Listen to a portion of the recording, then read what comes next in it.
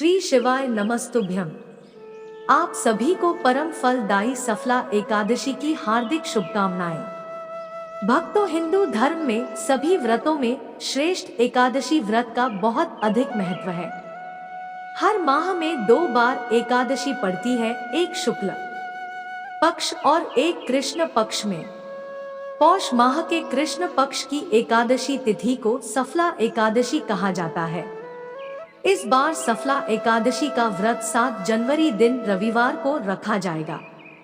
भगवान विष्णु ने जन कल्याण के लिए अपने शरीर से कुल 26 एकादशियों को उत्पन्न किया। भगवत गीता में भगवान श्री कृष्ण ने एकादशी तिथि को स्वयं के समान ही बलशाली बताया है। सभी एकादशियों में नारायण के समान ही फल देने का सामर्थ्य है। इस दिन भगवान विष्णु की पूरे विधि विधान के साथ पूजा अर्चना करने से व्यक्ति को जीवन में सुख समृद्धि और सौभाग्य की प्राप्ति होती है। सफला एकादशी तो अपने नाम के अनुसार ही भक्तों के सभी कार्यों को सफल एवं पूर्ण करने वाली है। धर्म ग्रंथों में इस एकादशी के बारे में कहा गया है कि हजारों वर्ष तक तपस्या करने से जिस पुण्य फल की प्राप्ति होती है, वह पुण्य भक्ति पूर्वक रात्रि जागरण सहित सफला एकादशी का व्रत करने से मिलता है। इस दिन मंदिर एवं तुलसी के नीचे दीपदान करने का भी बहुत महत्व बताया गया है। ग्रंथों में सफला एकादशी एक ऐसे दिन के रूप में वर्णित है जिस दिन व्रत रखने से प्राणी के सारे दोहक समाप्त होते हैं और भाग्य खुल जाता है। इस एकादशी का व्रत रखने से मनुष्य की समस्त मनोकामनाएं पूरी होती है। इस दिन व्रत रखने के लिए सुबह जल्दी उठकर स्नान आदि से निवृत्त होकर व्रत करने का संकल्प लें। इसके बाद स्वच्छ वस्त्र धारण कर भगवान विष्णु का ध्यान करें।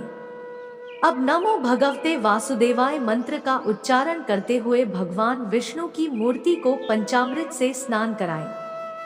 उसके बाद वस्त्र, गंध, चंदन, जनेऊ, अक्षत, पुष्प, ऋतुफल, पान, नारियल, धूप दीप, नैवेद्य आदि अर्पित कर कपूर से आरती उतारें।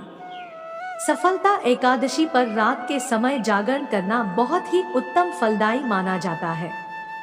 पूजा के समय इस दिन विष्णु सहस्त्रनाम का पाठ करना सर्वोत्तम माना जाता है। तो चलिए मित्रों, श्री हरि विष्णु और माता लक्ष्मी जी के चरणों का ध्यान करते हुए सुनते हैं सफला एकादशी व्रत की बहुत ही पावन कथा। एक समय की बात है, महाराज युधिष्ठिर ने पूछा, हे जनार्दन, पौष कृष्ण एकादशी का क्या नाम है? उस दिन कौन से देवता का पूजन किया जाता है और उसकी क्या विधि है? कृपया मुझे बताएं। भक्तवत्सल भगवान श्री कृष्ण कहने लगे कि धर्मराज, मैं तुम्हारे स्नेह के कारण तुमसे कहता हूँ कि एकादशी व्रत के अतिरिक्त मैं अधिक से अधिक दक्षिणा पाने वाले यज्ञ से भी प्रसन्न नहीं होता हूँ। अत इसे अत्यंत भक्ति और श्रद्धा से युक्त होकर करें। हे राजन, द्वादशीयुक्त पौष कृष्ण एकादशी का महात्म्य तुम एकाग्रचित होकर सुनो और कथा को आधा अधूरा छोड़ने की भूल मत करना। कथा को पूरा सुनना। इस एकादशी का नाम सफला एकादशी है। इस एकादशी के देवता श्री नारायण हैं। विधि पूर्वक इस व्रत को करना चाहिए। जिस प्रकार नागों में शेषनाग, पक्षियों में गरुड़, सब ग्रहों में चंद्रमा, यज्ञों में अश्वमेध और देवताओं में भगवान विष्णु श्रेष्ठ है, उसी तरह सब व्रतों में एकादशी का व्रत श्रेष्ठ है। जो मनुष्य सदैव एकादशी का व्रत करते हैं वे मुझे परम प्रिय है। अब इस व्रत की विधि कहता हूँ। मेरी पूजा के लिए ऋतु के अनुकूल फल, नारियल, नींबू, नैवेद्य आदि 16 वस्तुओं का संग्रह करें।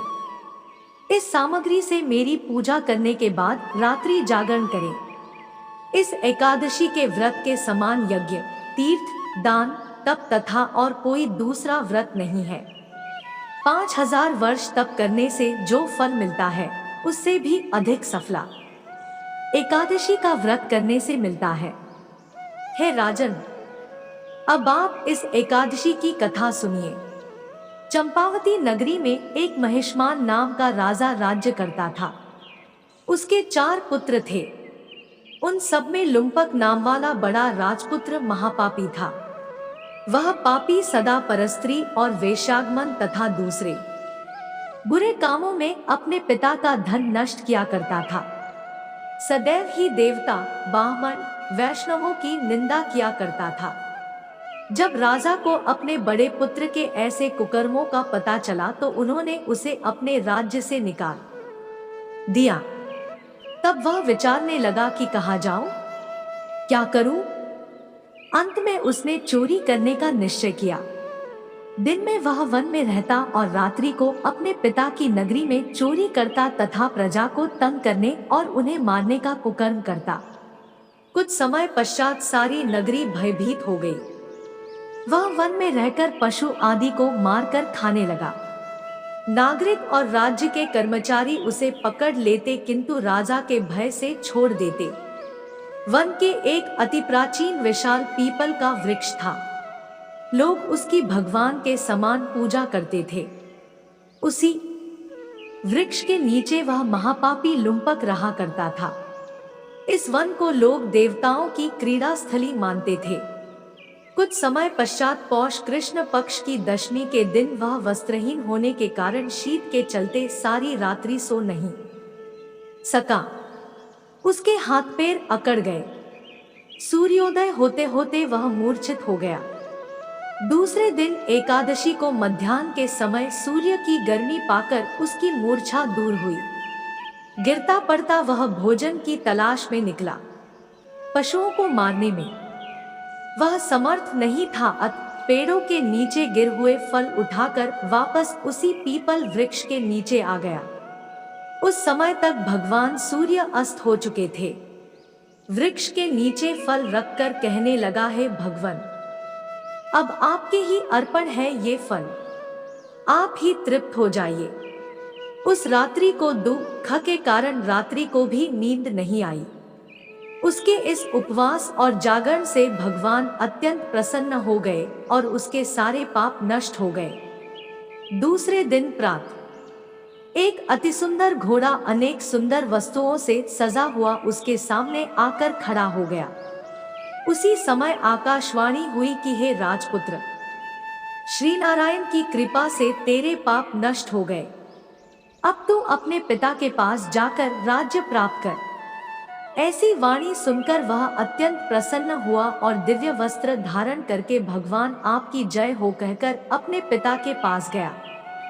उसके पिता ने प्रसन्न होकर उसे समस्त राज्य का भार सौंप दिया और वन का रास्ता लिया। अब लुम्पक शास्त्रानुसार राज्य करने लगा। उसके स्त्री, पुत्र आदि सारा कुटुंब भगवान नारायण का परम भक्त हो गया। वृद्ध होने पर वह भी अपने पुत्र को राज्य का भार सौंपकर वन में तपस्या करने चला गया और अंत समय में वैकुंठ को प्राप्त हुआ। अतः जो मनुष्य इस परम पवित्र सफला एकादशी का व्रत करता है उसे अंत में मुक्ति मिलती है। जो नहीं करते वे पूंछ और सींगों से रहित पशु के समान है। इस सफला एकादशी के महात्म्य को पढ़ने से अथवा श्रवण करने से मनुष्य को अश्वमेध यज्ञ का फल मिलता है।